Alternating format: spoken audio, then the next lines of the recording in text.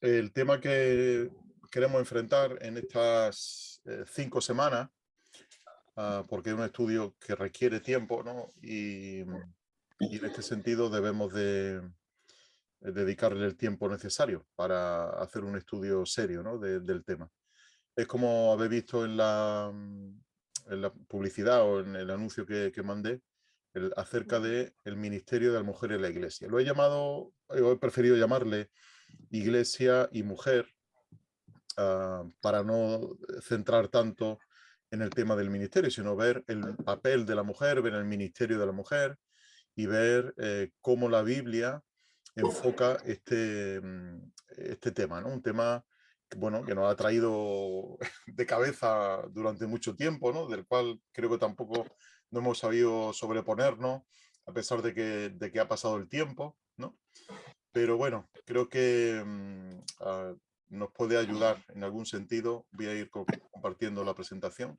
Nos puede ayudar en algún sentido, pues, ver no solamente lo que nosotros pensamos, ¿no? Lo que uno a nivel particular pueda pensar, sino también qué piensan otras personas, otros comentaristas, otros eruditos acerca del tema, y a raíz de ahí, pues, que cada uno puede también tener sus propias conclusiones, ¿no?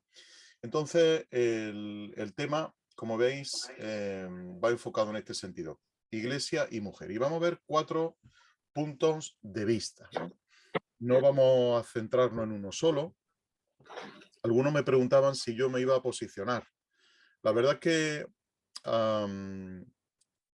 se va a notar, ¿no? El punto en el que yo me identifico más dentro de estos 4, ¿no? Pero indudablemente hay que ser muy respetuosos, muy sensibles con otras personas que opinen de otra manera, ¿no? Pero siempre creo que con un oído dispuesto a escuchar también otras interpretaciones, otros acercamientos al texto, que, como digo, a los textos que vamos a ver, que, como digo, son complejos. Son complejos porque son textos que requieren de una contextualización, requieren de un estudio serio a nivel hermenéutico, a nivel filológico también, y sobre todo, cómo extrapolamos aquello que se dijo en el siglo I al siglo XXI, es decir, si es normativo para nosotros hoy día o era simplemente algo costumbrista, es decir, algo que pertenece a la costumbre, al contexto social en el cual, pues, se dijeron las cosas que se dijeron, ¿no? Entonces, esto va a ser un poco el enfoque que le vamos a ir dando al estudio, ¿no? Hoy vamos a tener una introducción al tema, quizás sea un poco más breve de lo normal. Siempre hemos estado por ahí una horita aproximadamente, pero en esta ocasión quizá, no lo sé, depende de cómo me ilusione en algún punto o en otro, ¿no?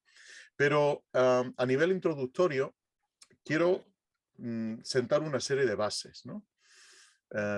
Que creo que son muy importantes. La primera de ellas es que lo vamos a hacer desde un enfoque multidisciplinar. Esto significa que no solamente vamos a coger el texto y lo vamos a explicar, ¿no? Es decir, esto sería parte de lo que llamamos exégesis bíblica, ¿no? Y dentro de esa exégesis bíblica tendremos que seguir una serie de principios hermenéuticos que ahora explicaré en un rato y que no podemos saltarnos. Es decir, si uno quiere hacer un estudio serio de un tema, primero debe de empaparse muy bien de una serie de principios hermenéuticos que tiene que seguir, porque la exégesis bíblica no es inspirada, ¿no? El texto bíblico es el inspirado. Ahora, cómo nosotros interpretamos el texto es otra cosa, y eso no es inspirado, ¿no? Ni La Cueva, ni Millos, ni Trenchard, ni F.F. Bruce, ni MacArthur, ni nadie es inspirado. Todos se acercan al texto bíblico, pues, siguiendo una serie de reglas, ¿no?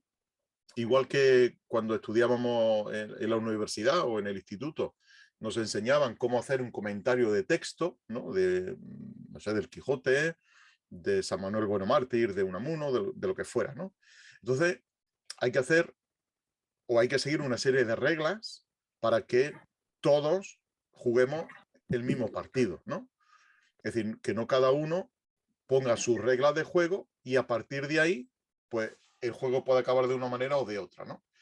Sino que todos siguiendo las mismas reglas, lleguemos no a la misma conclusión, porque indudablemente quizá no lleguemos a la misma conclusión, pero sí hemos respetado al menos la regla de interpretación, la regla de juego, ¿no?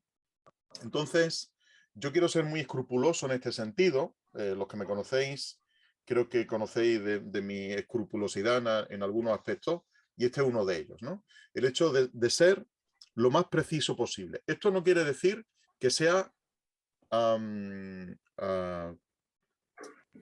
absoluto, sino que obviamente habrá un componente relativo, que indudablemente cualquier persona lo tiene, cualquier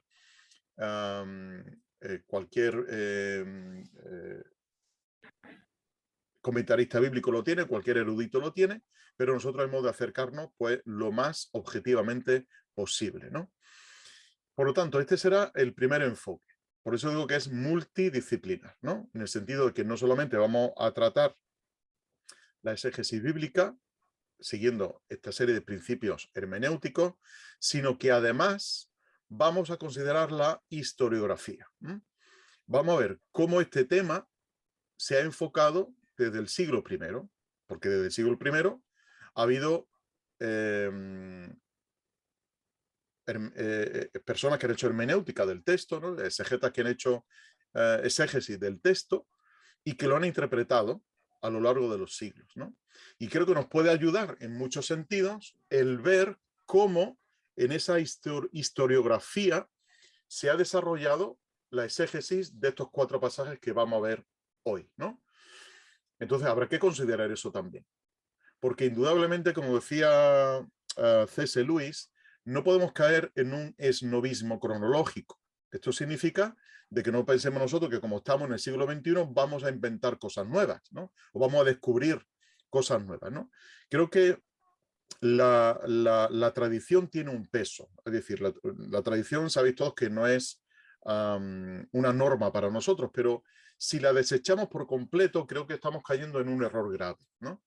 Y el error grave de ver cómo se ha desarrollado a lo largo de los siglos, a lo largo de la historia de la exégesis, cómo se ha desarrollado una interpretación de un texto, ¿no? Y más aún sabiendo que son, en este caso, pues estos 4 textos que vamos a ver en estas 5 semanas, pues textos complejos, ¿no? Textos, lo que se llama en hermenéutica, textos oscuros.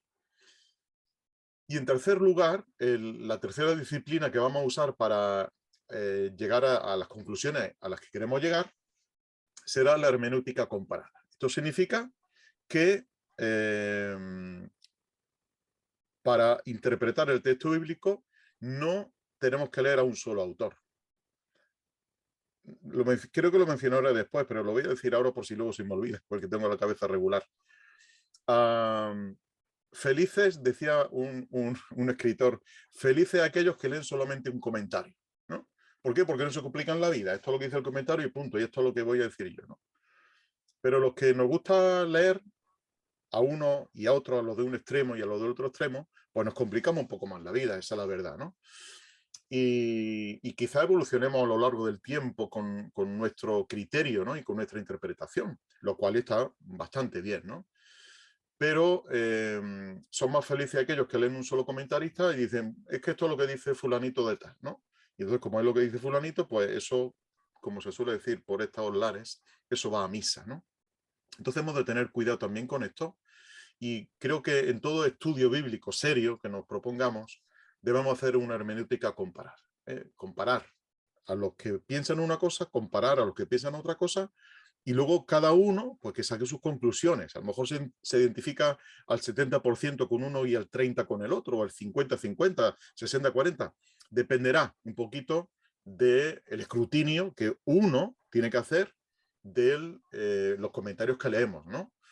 Entonces, creo que no debemos de sesgar, en ningún momento sesgar a los jóvenes que se están preparando, a los jóvenes que quieren estudiar, para que conozcan también otras vías de interpretación, otras maneras de interpretar y otras conclusiones diferentes a las que hemos escuchado toda la vida, ¿no? Y creo que a esto no hay que tenerle miedo, hay que tener, pues, un poco el criterio de aquellos bereanos de Hechos capítulo 17, que no me cansaré nunca de repetirlo, ¿no? Que eran gente, dice Lucas, eran gente de mente más abierta, ¿no? Y que iban a las escrituras a ver si lo que se le estaba diciendo era así o no, ¿no? Entonces, eso se hace ¿cómo? Pues con una hermenéutica comparada. Es decir, uno tiene que tener su propio criterio, obviamente, como digo, y repito la frase de C.S. Lewis, no con un esnovismo, y ahora se lea un esnovismo hermenéutico, sino considerando lo que otros han pensado a lo largo de los siglos y a partir de ahí, y esto es importante, a partir de ahí edificar. ¿Eh? Es decir, no podemos desechar. Y me gusta siempre poner este ejemplo.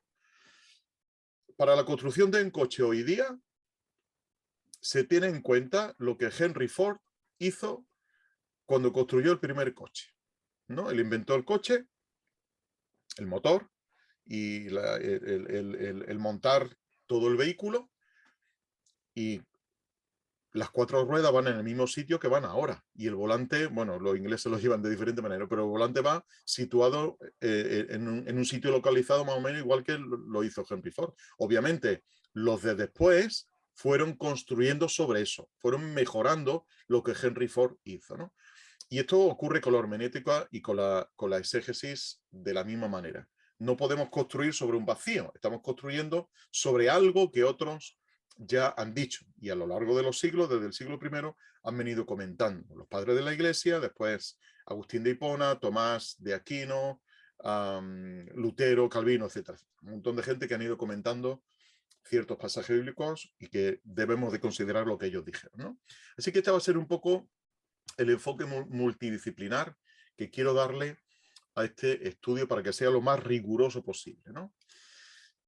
Esta es la bibliografía que yo he usado, parte de ella, ¿no? Porque luego hay muchos más. Veis que hay bastante en inglés, hay alguno en español.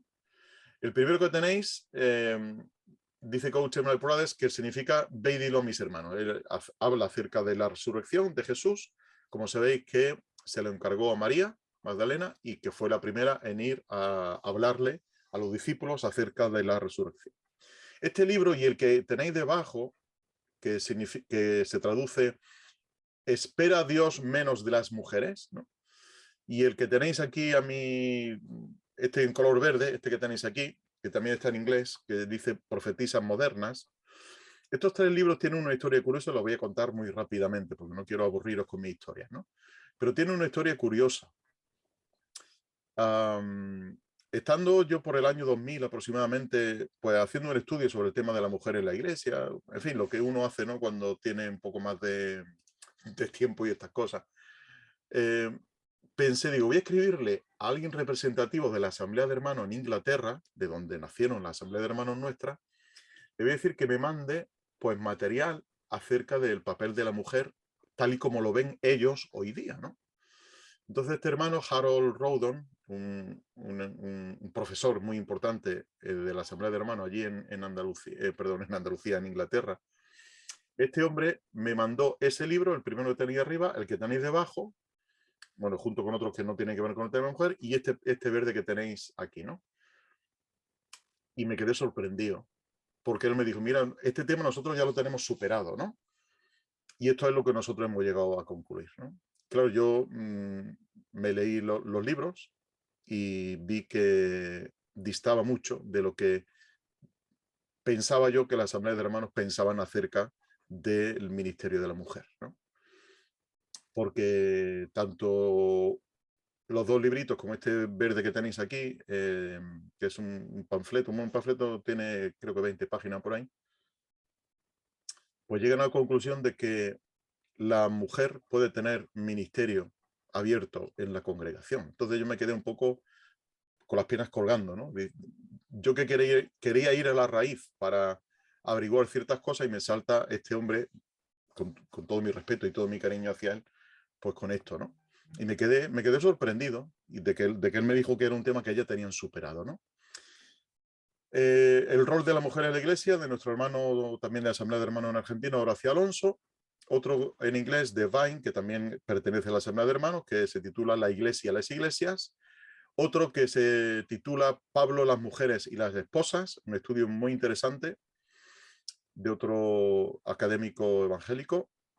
El que tenéis en blanco se titula El lugar de la mujer en la iglesia primitiva. Es un estudio histórico. Es simplemente historia de cómo la historia ha tratado a la mujer a lo largo de la vida de la iglesia primitiva, ¿no? El que tenía aquí más a mi derecha, sería a vuestra izquierda, la mujer en la iglesia es de otro hermano de las asambleas de hermanos, Alfred Kien, que es libro del año 96, es un libro muy interesante, y es con el que más me voy a identificar a lo largo de estos estudios, ¿no? Otro que tenéis ahí, La mujer y los ministerios de la iglesia, aunque es de un ámbito más católico, pero también tiene lecturas muy interesantes. Esa revista de la CEIA, que es un monográfico acerca del ministerio de la mujer, donde participan Pérez Millos y algunas mujeres más, que ahora Juana Ortega, que ve por ahí, Margarita Muñiz, Stuart Parry y estas cosas, pues ellos hablan también en este monográfico acerca del papel de la mujer en la iglesia local. El documento que tenéis al lado es de otro académico de las asambleas de hermanos, F.F. Bruce, que se titula Las mujeres en la iglesia, un enfoque bíblico, ¿no? Y después este amarillo que tenéis aquí más cerca de mí es Mujeres en el Ministerio, 4 puntos de vista, que también lo voy a seguir muy de cerca. Estos dos hermanos, esta mujer y este señor Bonnie Dale y Robert Close son también de la Asamblea de Hermanos en América, en Estados Unidos, y ellos han recopilado los 4 puntos de vista clásicos acerca de este enfoque, ¿no? de la mujer en el ministerio. Y será el que también os vaya a expresar durante estas 5 sesiones, ¿no? Y este de Profetisas Modernas habla del ministerio de las mujeres en el origen de la Asamblea de Hermanos en Escocia, ¿no? Y cuando uno lee esa historia, pues te queda sorprendidísimo de que no había límite para la participación de la mujer en las asambleas de hermanos en sus inicios, ¿no? Entonces, estos son, como veis, estudios tanto históricos como exegéticos, temáticos, etcétera, acerca de este tema tan importante, ¿no? Y entre ellos hay disparidad de opiniones, ¿no? No es lo mismo lo que opina, por ejemplo, el primer libro que he comentado, que tenéis ahí en inglés en azul, que lo que opina, por ejemplo, Horacio Alonso, ¿no? Que es más conservador, más tradicional en ese sentido, lo que opina Vine en ese sentido. Pero otro que también me sorprendió en sus conclusiones, pues es F.F. Bruce, ¿no? Acerca del ministerio de la mujer en la iglesia. Un hermano académico, erudito de las asambleas de hermanos, pues que te dice que no hay límite tampoco para que la mujer participe en el ministerio, ¿no? Entonces, aquí uno, como digo, veis dentro de nuestra propia denominación, Asamblea de Hermanos, pues que cada uno pues está en un polo opuesto, ¿no? Y luego hay gente que está en un punto más intermedio. Por lo tanto, creo que estas cosas no hay que ignorarlas, creo que hay que saberlas también, que hay que conocer nuestra historia, porque si leemos nuestra historia nos sorprenderíamos de más de una cosa y de más de dos, ¿no? Pero es importante conocerla y leer la historia, al menos de nuestra denominación, ¿no? Al margen de que luego conozcamos el de otras denominaciones. Y otra cosa sería si lo que nos vino de Inglaterra después tuvo acogimiento o tuvo una reversión aquí en nuestro país, ¿no? Y cómo se enfocó el tema, ¿no? Pero bueno, esto es tema de historia y ahora no me quiero enredar demasiado en este asunto, ¿no? Pero quiero que veáis que aparte de todos estos que os he puesto aquí, he consultado algunos más y seguiré consultando algunos más para llevaros a una serie de consideraciones y de conclusiones que queremos llegar con este estudio. Por lo tanto, vamos a empezar con este estado de la cuestión. Es decir, ¿en qué punto está el tema del Ministerio de la Mujer en nuestro círculo, ¿no? Como dice un autor, estamos todavía de guerra civil exegética. Es decir, no nos ponemos de acuerdo. Andamos luchando, andamos batallando a nivel interno sobre el papel de la mujer. El papel de la mujer no solamente si tiene que predicar o no, si puede dar un pensamiento o no, si puede orar o no, si puede pasar los símbolos o no, si puede dar un testimonio o no, ¿verdad? Y entonces aquí estamos todavía con esta lucha. Yo reconozco que muchas denominaciones esto ya lo tienen más que sabido y más que asumido, ¿no? Y entonces han llegado a sus conclusiones y han dicho, no, nuestra denominación piensa esto. y por lo tanto hay libertad para que las iglesias que pertenecen a esa denominación pues lleven a cabo las conclusiones a las cuales se han llegado.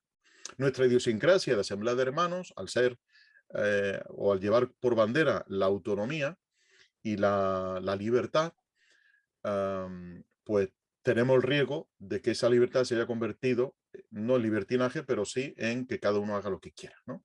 Entonces, bueno, existe también esa libertad, muy respetable, obviamente, y que quizás hasta seguimos, ¿no? Pero es indudable, como dice este autor en el año 87, que todavía estamos en una guerra civil exegética. O como lo llama Quine en su libro, estamos todavía con la manzana de la discordia. Estamos discutiendo estos temas, de si la mujer puede o no puede, la mujer debe o no debe, se permite o no se permite, ¿no?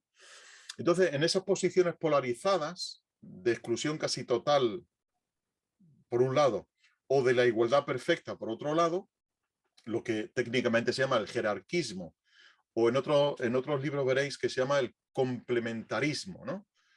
El jerarquismo, complementarismo contra el igualitarismo. Es decir, si la mujer tiene la misma posibilidad que tenemos los hombres, ¿no?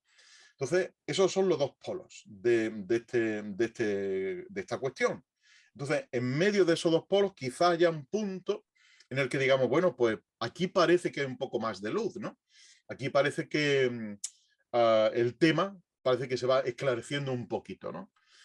Porque cuando uno se sitúa en los polos, pues obviamente corre el riesgo de no considerar lo que el otro está diciendo. O si lo considera es para rebatirlo fuertemente y para ir contra él, ¿no? Entonces, esta posición tampoco me parece acertada, sino que haya un acercamiento de posturas y tanto uno como otro pues estén convencidos, obviamente, convencidos en su mente de lo que tienen que creer, pero al mismo tiempo muestren el respeto oportuno a aquellos que piensan de manera diferente, ¿no? No se le puede invitar a un hermano a decir, bueno, pues usted se puede marchar de la iglesia si no está de acuerdo con lo que estamos haciendo, ¿no? Esto, aparte de que no es bíblico, tampoco es ético ni creo que sea sano para nadie, ¿no? Ahora, la cuestión es, y estas son preguntas que yo me hago y que las quiero compartir con vosotros, ¿no? ¿Hay solución al conflicto? A este conflicto, a esta guerra civil exegética? ¿Hay una solución que podamos encontrar? Es decir, podemos mediar en el asunto y llegar a un acuerdo que digamos, bueno, tampoco ni una cosa ni la otra, ¿no? Ni jerarquismo ni igualitarismo. Vamos a situarnos en un punto a ver dónde... Y si hay solución, ¿cómo vamos a resolver esa solución, ¿no? Es decir, si realmente estamos afirmando que hay una solución a ese conflicto, tendremos que resolverlo. Y vamos a intentar ver en estas 5 semanas cómo resolver ese conflicto. Que a lo mejor sería más conflicto todavía, ¿no? Para algunas personas, pero yo quiero ser honesto en primer lugar con la palabra y en segundo lugar con vosotros, ¿no? Y quien no esté de acuerdo con las conclusiones que vayamos exponiendo, pues lo primero, respeto, ¿no? Hacia las diferentes posturas. Como digo, vamos a ver los 4 puntos de vista y que mostremos respeto hacia cada uno de ellos. Sé que luego en el tiempo de preguntas, pues podemos decir y afirmar que no está de acuerdo con esto, no está de acuerdo. Perfectísimo. Lo único, no sé si llegaremos a tener tiempo de preguntas para estos temas, ¿no? Más que nada porque la guerra civil, pues no queremos que haya heridos, ¿no? Entonces, para que no haya heridos y no haya tal conflicto, en el momento que veamos oportuno, pues suspender el debate, pues tendremos que o moderarlo o suspenderlo, ¿no? Pero tampoco no creo que lleguemos a ese extremo de tener que llegar a ese punto, ¿no? Porque creo que mostramos respeto y somos respetuosos unos con otros. Por lo tanto, ¿existe un margen de movimiento para no posicionarse en ambos extremos? Es decir, si uno se considera jerarquista, jerarquista significa que está el hombre y después está la mujer, ¿no? En un sentido jerárquico. O si uno se considera igualitarista, es decir, que hombre y mujer son iguales y tienen los mismos dones, las mismas oportunidades dentro de la iglesia, si en uno y en otro hay un margen de movimiento para que no nos tachen, perdón, no nos califiquen, mejor dicho, no nos califiquen de jerarquistas o no nos califiquen de igualitaristas, ¿no? Entonces, fijaos que no solamente el tema de la predestinación o el tema de la segunda venida, el tema de cuál, ¿no? este tema también es un tema que polariza a las iglesias, lamentablemente, ¿no? Por lo tanto, vamos a buscar ese margen de movimiento, ese margen donde podamos movernos con libertad y no nos hallemos esclavos, sujetos a una sola posición, ¿no? Por lo tanto, este es el estado de la cuestión. Ahora, ¿por qué? Voy a la pregunta 3, ¿por qué este conflicto? ¿Por qué se ha originado todo esto, no? La Iglesia debe reivindicar un feminismo bíblico, que muchas veces se habla en estos términos, ¿no? Que hay un feminismo bíblico. No sé si existe ese término o no. No sé si ese término es el apropiado para hablar de lo que la Biblia dice acerca del papel de la mujer, ¿no? Y del ministerio de la mujer. No creo que sea, bajo mi punto de vista, no creo que sea el acertado. Por una serie de razones que después daremos. Pero luego hay otra cosa que se llama la prueba de la experiencia. La prueba de la experiencia consiste en que, como a lo largo del tiempo las cosas han sido así, y como a lo largo del tiempo hemos visto que el ministerio de la mujer, por ejemplo, es un tema que ha sido de bendición cuando se ha abierto, pongamos el caso, nuestra iglesia, ¿no? Cuando se ha abierto al ministerio de la mujer, ahora sí las cosas están funcionando mejor. Ahora sí la iglesia va a ir mejor, ¿no? Y eso sería la prueba de la experiencia, ¿no? Digo el argumento que alguna persona pudiera dar, ¿no? Es que mi experiencia es que en la iglesia donde yo me reúno, pues la mujer sí predica, la mujer sí pasa los símbolos, la mujer sí ora, la mujer sí... Entonces, como estamos teniendo bendición, eso es una prueba de que lo que nosotros estamos haciendo es correcto y lo que vosotros estáis diciendo no es correcto. ¿Es esto una variable que tenemos que considerar o no? Esto sería ser demasiado pragmático en un sentido, ¿no? En el sentido de que estamos buscando si las cosas funcionan. Y si funcionan, por lo tanto, tiene que ser bueno. Hay cosas que funcionan en la vida y que son malas, ¿no? No estoy hablando de este tema en concreto, pero a nivel general hay cosas en la vida que funcionan, pero funcionan mal. Hace muchos años en una feria, muchísimos años, estoy hablando de siglos, en una feria de maquinaria en Inglaterra, alguien llevó una máquina que se movía mucho y que hacía mucho movimiento, que tenía muchas ruedas dentadas y que, en fin. Entonces alguien le preguntó, bueno, pero ¿la máquina qué hace? Y el inventor dijo, no, la máquina solamente se mueve. ¿Funcionaba? Claro que funcionaba. ¿Servía para algo? No.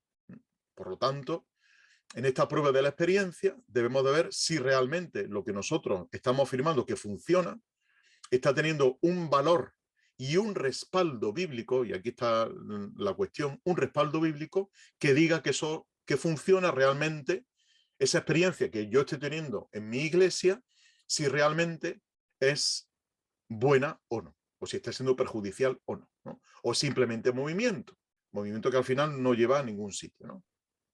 Entonces vamos a ver si esta prueba de la experiencia pues también es una variable a considerar.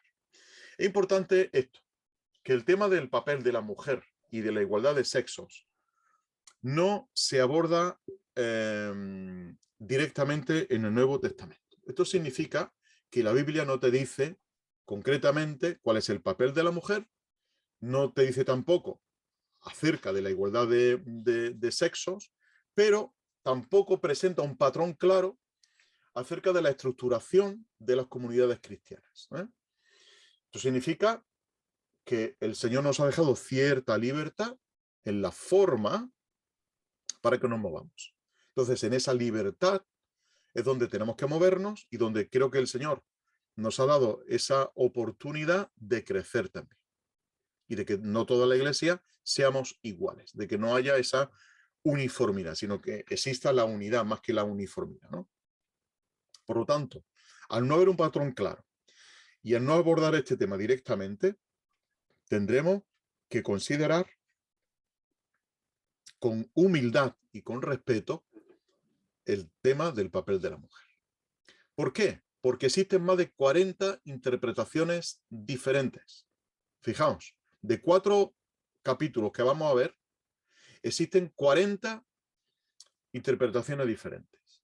Y los textos que los jerarquistas invocan para defender su posición, desde el punto de vista bíblico, dicen ellos, y los textos que invocan los igualitaristas para defender su posición son los mismos textos, pero resulta que han llegado a diferentes conclusiones, a 40 diferentes conclusiones.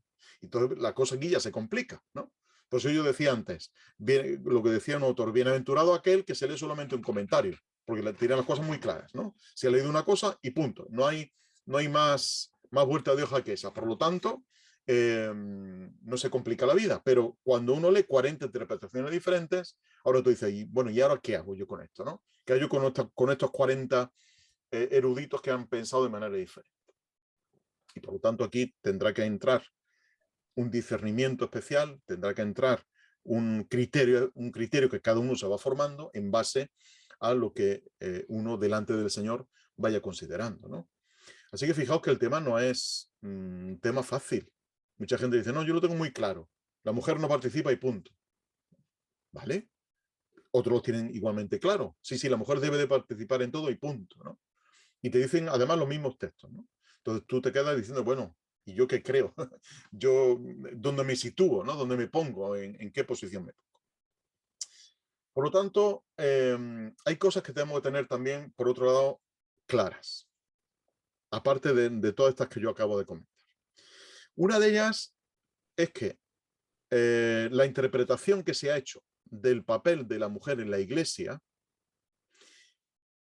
dice Cohen en su libro de La mujer en la Iglesia, dice que ha sido primordialmente androcéntrica, es decir, la han hecho hombres hablando acerca de mujeres, ¿no? Hace poquito recibía una publicidad de un seminario que iba a haber, de unas conferencias especiales que iba a haber en otro país, acerca del papel de la mujer. Y había 6 varones que iban a hablar del tema. Y claro, a mí aquello me choca, ¿no? 6 varones hablando del papel de la mujer. Y no habría ninguna mujer que pudiera hablar del papel de la mujer en la Iglesia, ¿no? Ya, obviamente, uno ya sabe por dónde iba el hilo, ¿no? Viendo a 6 varones, ¿no? Entonces siempre ha sido una interpretación, la tradicional, siempre ha sido una interpretación muy androcéntrica, ¿no? Centrada más bien en el hombre. Agustín de Hipona, por ejemplo, decía lo siguiente, que la mujer no era imagen de Dios en sí misma, dice Hipona, mientras que el hombre sí lo era, tan plena y totalmente como cuando la mujer le fue adjuntada, ¿no? Pasa el tiempo y Tomás de Aquino dice que la mujer es un varón mal logrado y ella está sometida al hombre por naturaleza porque en el hombre la razón predomina. Lutero, siguiendo la tradición de su época, obviamente, dice que la mujer ha sido creada para estar alrededor del hombre, para cuidar a los hijos y educarlos, y para estar sometida al hombre. Esto lo hace en su comentario al libro de Eclesiastés. Calvino dice que las mujeres han nacido para obedecer, ¿no? Entonces, claro, cada uno en su época, pues dice este tipo de cosas, ¿no? Que nos pueden chocar ahora en el siglo XXI, es decir, pues menudos machistas teníamos en nuestras filas, ¿no? Pero hay que considerar también la época en la que cada uno escribió lo que estaba escribiendo, ¿no? Y es cierto lo que dice también John Stott en muchas ocasiones, y es que los hombres no hemos terminado de reconocer los dones de las mujeres y hemos, en algún sentido, restringido la libertad de la mujer, ¿no? Entonces hemos de tener en cuenta también, pues, este tipo de cosas. Decía también otro autor que no podemos, de ninguna de las maneras, no podemos tampoco dejar que la corriente de este mundo, la manera de pensar de este mundo, la manera de razonar de este mundo, conforme nuestro pensamiento, ¿no? Le dé forma a nuestro pensamiento. ¿Por qué? Pues porque obviamente nos vamos a dejar influir. Por lo tanto, si dejamos que el pensamiento secular, el pensamiento del mundo, el pensamiento de nuestro siglo, voy a silenciar al personal por aquí. Hay alguien que ha conectado su audio. Voy a pedir que lo silencie. Pues no tengo acceso a silenciar. Disculpadme unos segundos. Bueno, ya parece que se ha silenciado. Vale.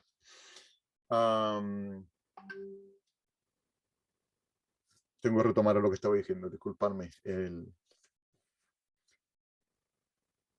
Estaba hablando de esto, del pensamiento secular. Efectivamente, que el pensamiento secular no puede influir en nuestra manera de pensar, pero sí es cierto que nos puede, dice este autor, nos puede desafiarnos a abrir la escritura con otra mentalidad, a recibir la escritura con otro punto de vista y a intentar, por lo menos, abrirnos a la escritura, a ver que en ese desafío que podemos aprender, ¿no?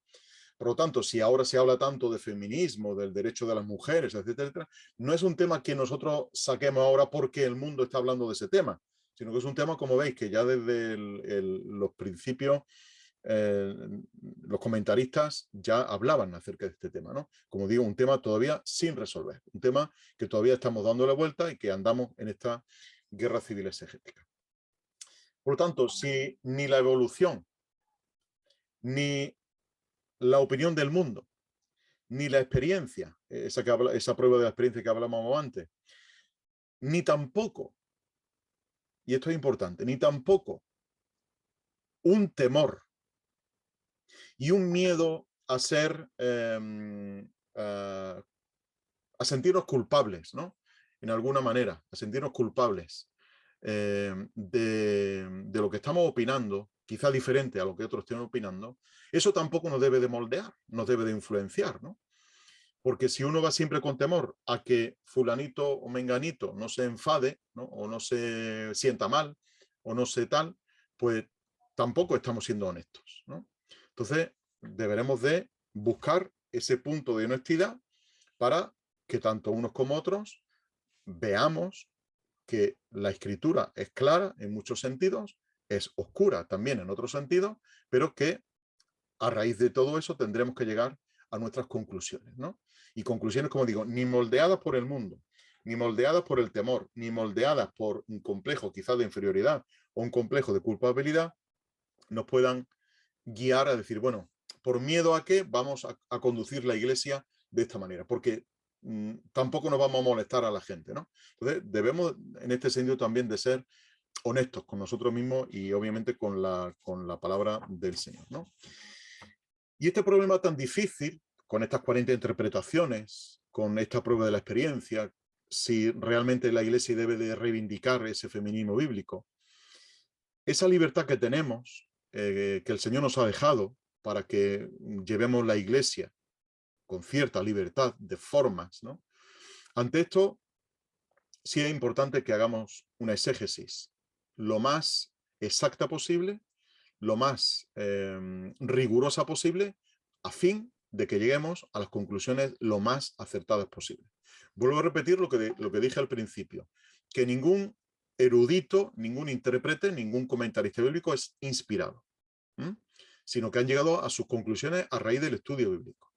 Lo que sí es inspirado es el texto y por lo tanto debemos de acercarnos al texto bíblico con una actitud lo más humilde posible y lo más humilde en el sentido de que reconozcamos que lo que estamos diciendo puede ser hasta provisional, ¿no? Es decir, que no es una conclusión definitiva, sino que puede ser hasta provisional. Y en esa provisionalidad, pues hemos de movernos también con cierta cautela, ¿no? Por lo tanto, alguien decía también una cosa que a mí me llamaba poderosamente la atención, y lo tiene Cohen recogido en su libro. Dice, la firmeza del cristiano respecto al ministerio de palabra de la mujer es inversamente proporcional a sus conocimientos. Es decir, que los que menos conocimiento tienen del tema son los que parece que lo tienen más claro, ¿no? Por eso yo decía esa frase de bienaventurado el hombre que solamente se lee un comentario. Porque no se complica la vida, entonces al no complicarse la vida lo tienen todo muy claro, ¿no? Y esta frase me llamaba a mí la atención. La firmeza del cristiano respecto al ministerio de palabra de la mujer es inversamente proporcional a sus conocimientos. Entonces, si tenemos 40 interpretaciones, si tenemos eruditos de todas las épocas y de todas las tallas que han opinado de manera diferente, ¿quiénes somos nosotros? Que quizá no sea muy trascendente lo que nosotros digamos, quiénes somos nosotros para llegar a afirmar ciertas cosas y darlas sentadas como de cátedra, ¿no? Es decir, esto es incuestionable. Y esta es la conclusión que todo el mundo tiene que aceptar. Y esto sería un error de nuestra parte si llegáramos a esto, ¿no? Por lo tanto, yo quiero acercarme al texto bíblico y lo quiero compartir con vosotros de una manera prudente, de una manera humilde y de una manera lo más cautelosa posible. Como digo, también puede ser con un grado de provisionalidad que no sea definitivo y que de aquí a 20 años cuando me preguntes te diga lo contrario de lo que te estoy diciendo ahora, ¿no? Por lo tanto, que nadie se escandalice si hoy afirmamos una cosa y dentro de 20 años afirmamos otra que quizás sea o complementaria o diferente, porque, como digo, son temas que se prestan a esa provisionalidad, ¿no? Ahora, ¿cómo lo vamos a hacer nosotros? Voy a pasar la diapositiva porque se me ha olvidado pasarla, disculparme. El enfoque que vamos a seguir es el siguiente. Hay un método que se llama el método simple, ¿no? Cuando lleguemos a las conclusiones a las cuales llegaremos en el quinto o sexto estudio, no sé todavía cómo andará la cosa, ¿vale? Pero cuando lleguemos a esas conclusiones, quizá algunos digan demasiado tradicionalista, ¿no? Los más progresistas digan demasiado tradicionalista. Y los más tradicionalistas pueden ser que digan demasiado progresista, ¿no? Entonces, vamos a intentar ver si siguiendo ese método simple que os voy a comentar ahora, que consiste, o si siguiendo el método de Jesús, llegamos a la misma conclusión o no. ¿Por qué? Porque, segundo punto, la interpretación que vamos a hacer va a ser, como veis, una interpretación gramatical, histórica, es decir, situando los términos bíblicos en su contexto histórico, porque no es lo mismo hablar, por ejemplo, ahora de autoridad que hablar en el primer siglo. Intentaremos, por lo tanto, situar semánticamente cada término en su historia, en su momento, en su contexto histórico, ¿no? Y fijaos que pongo literaria, no pongo literal, gramático histórico literaria, porque hay que respetar también, obviamente, los géneros literarios en los cuales se van escribiendo las cosas, ¿no? En este caso será Pablo al que más nos refiramos en 3 epístolas suyas. Y estas son las 4 posturas que vamos a tratar. En primer lugar, la postura tradicionalista. Segunda, la postura de proliderazgo masculino. La tercera postura, pro-ministerio plural. Y la cuarta postura, pro-igualdad. La A y la B, es decir, la tradicionalista y el liderazgo masculino, quizás se pudieran agrupar en una, pero como tienen algunos matices diferentes, la vamos a dividir en 2, ¿no? Siguiendo ese libro que os comentaba de las 4 posturas, ¿no? Y las dos, la C y la D, pudieran agruparse también en una sola, pero como tienen matices diferentes, pues la vamos a tratar también de manera diferente. Hay otro libro en inglés que también habla de posturas y solamente la centra en 2, aunque luego dice una segunda tradicionalista y una segunda igualitarista, ¿no? Por lo tanto, vamos a ser cautos y vamos a limitarnos a estas 4, obviamente, y reducirlas, si queréis, y agruparlas de esta manera, ¿no? Siguiendo un poco este método.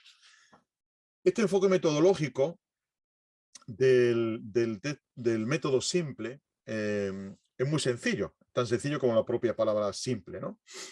Y es el siguiente. ¿Qué dice el texto bíblico? ¿Las mujeres callen? Las mujeres callen, punto.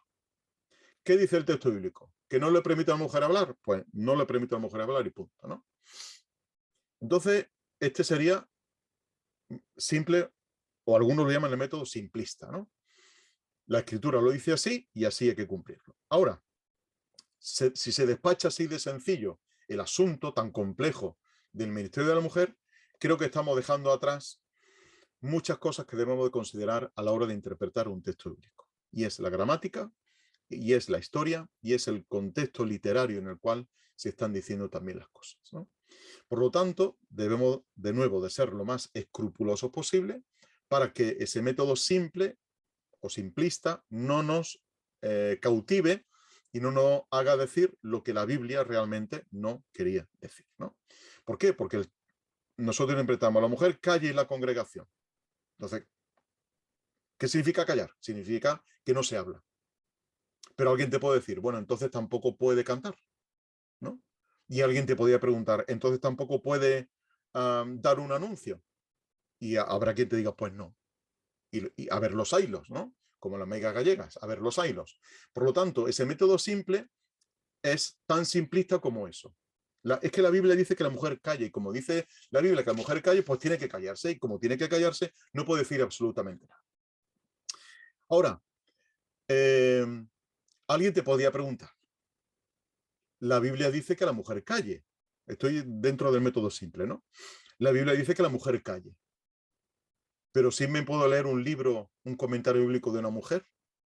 Sí puedo escuchar una grabación de un estudio bíblico que haga una mujer. Sí puedo leerme una revista de una mujer. Quiero decir, escrita por una mujer. ¿O qué significa predicar? Te dice el método simple. Bueno, predicar significa abrir la Biblia y leerla y dar un comentario. Es que eso implica, dicen algunos, eso implica ejercer autoridad. Y como leer la Biblia significa que está ejerciendo autoridad, a la mujer no le es permitido ejercer autoridad. Y esto sería el método simple. Pero al método simple se le pueden dar una serie de argumentos, de preguntas que se pueden ir haciendo hasta el infinito y más allá, y no llegar nunca a una conclusión. No llegar a una conclusión clara, ¿no? Por ejemplo, la Biblia dice que la mujer que ora o profetiza, con la cabeza cubierta o descubierta, etcétera, etcétera, ¿no? Pablo está implicando que la mujer ora o profetiza y te dicen, no, pero es que lo hace en silencio. Bueno, podríamos admitir que orar se puede hacer en silencio, pero profetizar no se puede hacer en silencio. Por lo tanto, ¿qué significa la palabra orar y profetizar? Que Pablo argumenta ahí en 1 Corintios, ¿no? Bueno, pero que profetizar era antiguamente. Ahora no se profetiza, ¿no? Y claro, vienen y te dicen, pero bueno, es exhortar y edificar. Pero eso implica ejercer autoridad sobre el varón, cosa que la Biblia prohíbe, ¿no? Y entonces aquí viene de nuevo la pregunta. ¿Qué significa profetizar? ¿Qué significa ejercer autoridad?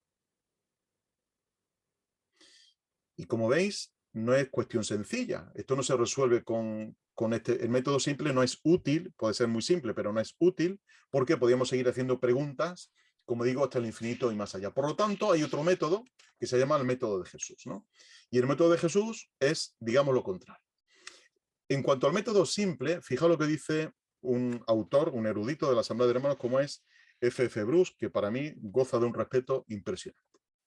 Dice él, y leo de la página 24 del libro de Quinn: una de las mayores preocupaciones de los escribas fariseos que lindaron con el cristianismo era aplicar a sus contemporáneos un código de leyes dadas originalmente en un contexto de vida muy diferente. Por ejemplo, la ley del Sabbat se había formulado en relación con el modo de vida pastoril o agrario, en el cual la palabra trabajo evocaba una noción clara para todos.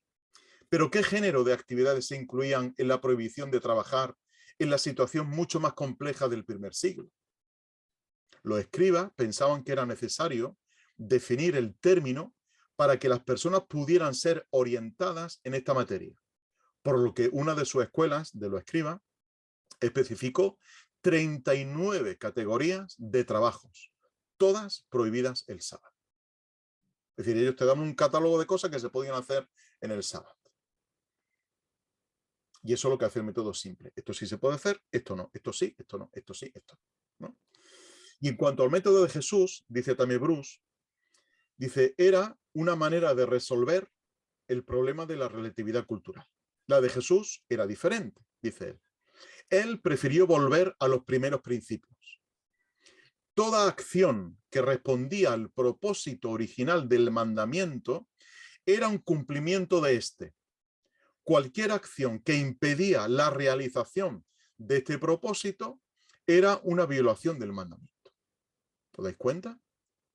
Sin embargo, Jesús no estableció reglamentos precisos, igual que hacían los escribas. 39 trabajos que no se pueden hacer en el sábado. Jesús no hace eso. Jesús no establece reglamentos precisos. Las personas debían decidir por ellos mismos lo que favorecía el propósito original y lo que lo contrariaba. Esto es importante, ¿eh? Esto lo menciona en ese artículo que yo os ponía ahí al principio en la bibliografía.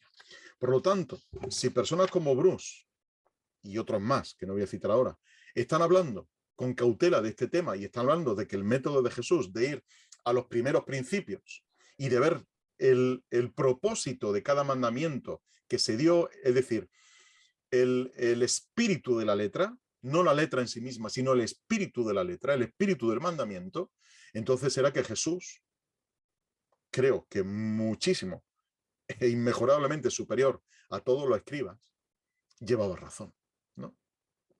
Y contrariaba en este caso al método simple. Y está hablando Jesús de su propia palabra, está interpretando él su propia palabra, lo que él dijo, ¿no? Por lo tanto, cuando abordemos los textos bíblicos, vamos a ver que debemos de desterrar también un mito, y es el mito de que nos acercamos de una manera objetiva al texto bíblico. Esto es un mito. Nadie se acerca al texto bíblico de manera objetiva. Todos tenemos unas presuposiciones que traemos de lo que hemos escuchado, de lo que hemos leído, de lo que nos han hablado, de lo que nos han contado, de lo que sea. Tenemos presuposiciones que indudablemente van a matizar nuestra interpretación, de una manera o de otra. Por esas presuposiciones o esos previos que muchas veces traemos a nuestros argumentos, ¿no? Por lo tanto, lo que vamos a intentar es, cuando leamos los textos bíblicos y lo interpretemos, es distanciarnos lo más posible de nuestra objetividad, perdón, de nuestra subjetividad, distanciarnos lo más posible para que enfoquemos de manera amplia, en un contexto mucho más amplio, cada uno de los textos bíblicos, cosa que no hace el método simple. El método simple dice, no, es que Pablo ha dicho que la mujer calla la congregación y por lo tanto debe estar callada, ¿no? Vamos a ver que hay un contexto en el que se dicen las cosas, hay un contexto más grande que el de toda la carta y tenemos que considerar además el contexto histórico en el cual Pablo está afirmando estas cosas. Y veremos después si eso es extrapolable o qué parte de eso es extrapolable y cómo la podemos extrapolar a nuestra realidad del siglo XXI, ¿no? Es decir, si hay textos que son normativos o hay textos que son simplemente expositivos, ¿no? Cosas que ocurrían a nivel histórico y que Pablo tiene que matizar a cada una de las personas a las cuales él escribe. Ahora, hay una cosa importante. Mirad, por poner el ejemplo del 1 Corintios, tomamos al pie de la letra 1 Corintios capítulo 14, la mujer calla en la congregación, ¿no? Y lo tomamos así, literal, el capítulo 14. Y el capítulo 11 también, ¿no? Lo de la cena del Señor.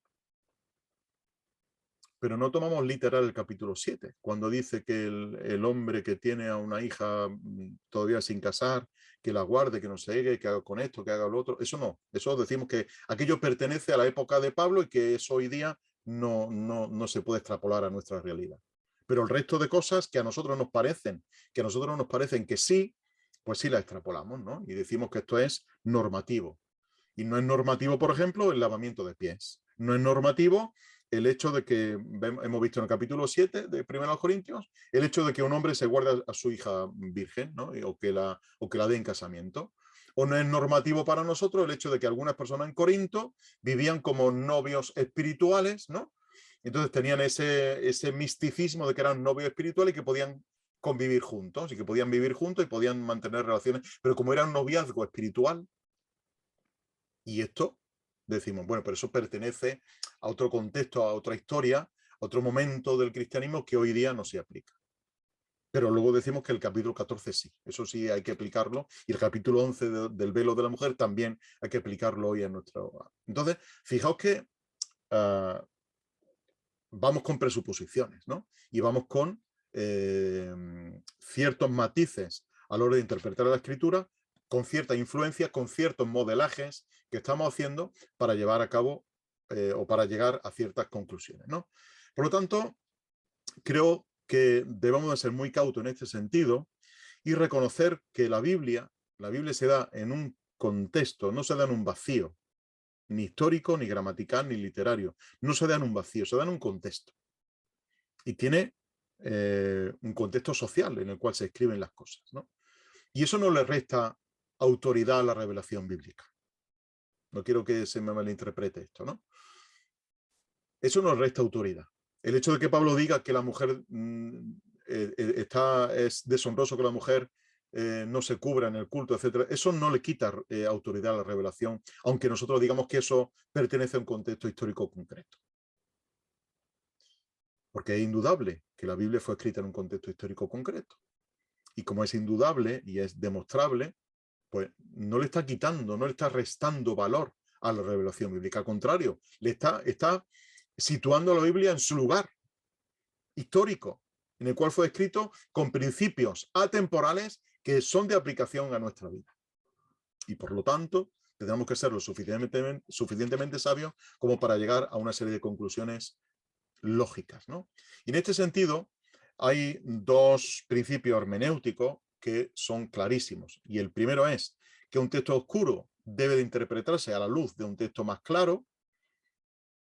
Y aquí surge otro problema. ¿Qué es un texto oscuro y qué es un texto claro? Porque cuando hablamos del tema del ministerio de la mujer, decimos, no, un texto claro es, por ejemplo, cuando Pablo dice que vuestras mujeres callen a las congregaciones y que luego en 1 Timoteo capítulo 2 dice que no permite a la mujer enseñar.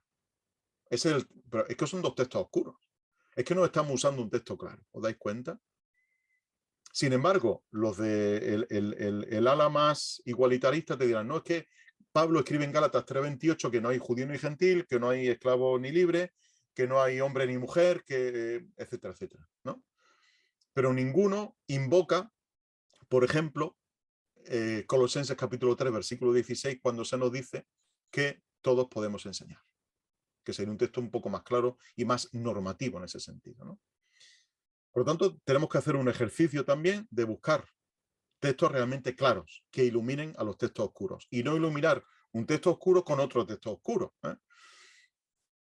Y por otro lado, cuando estudiamos el texto bíblico, pues hagámoslo, como ya he repetido varias veces, con un sentido de humildad, con un sentido de respeto, con un sentido de cautela y hasta de provisionalidad que nos pueda, en algún sentido, pues conformar y enmarcar las conclusiones a las cuales estamos llegando, ¿no?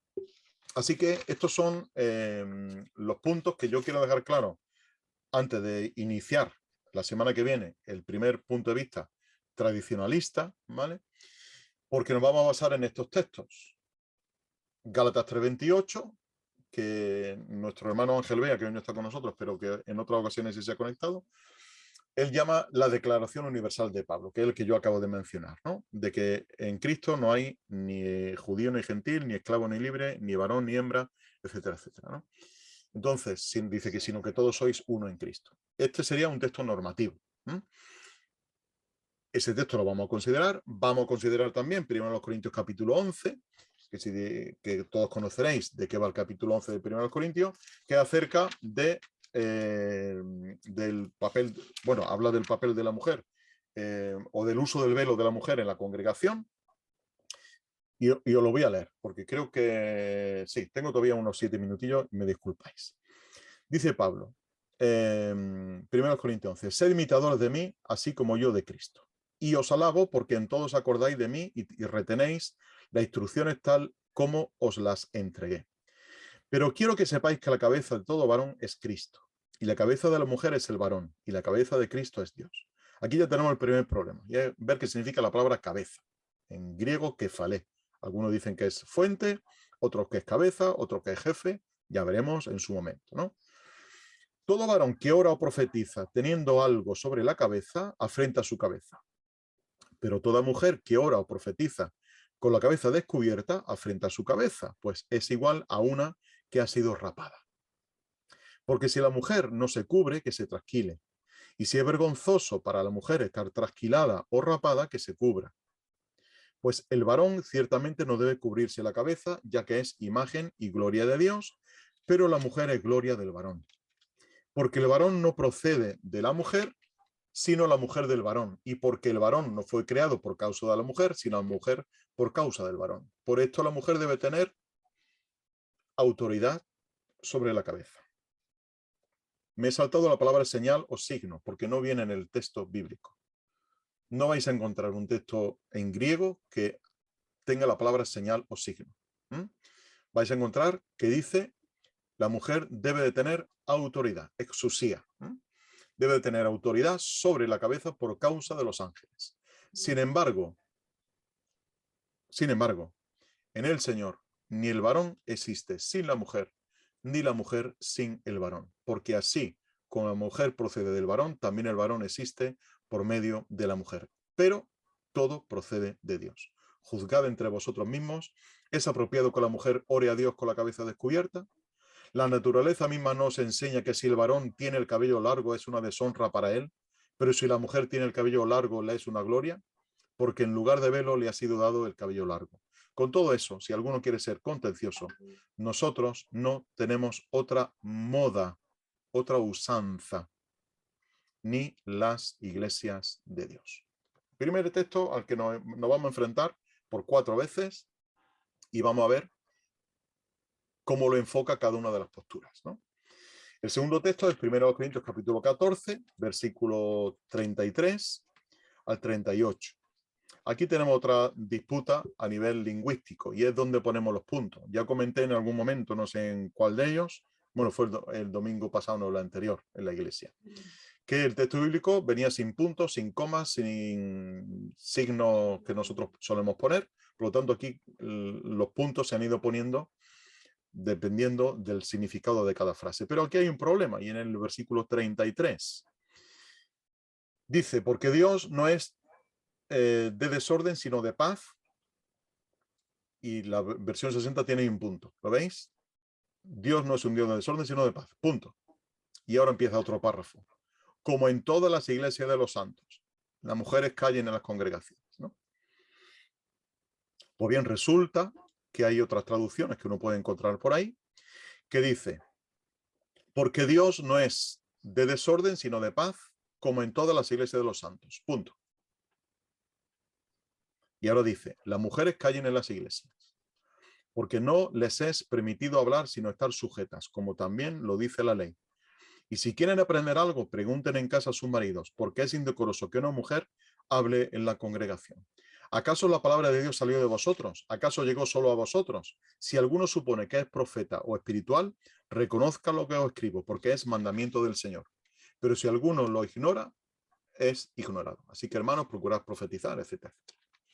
O sea que Pablo dice en el capítulo 11 que la mujer que ora o profetiza lo haga con la cabeza cubierta. Y aquí, en el capítulo 14, dice que la mujer calle en la congregación.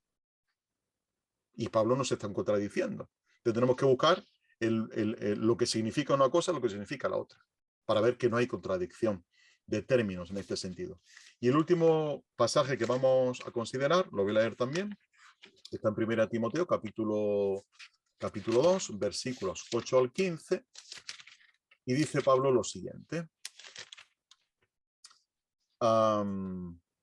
Quiero pues que los varones oren en todo lugar, levantando manos santas, sin ira ni cuestionamiento.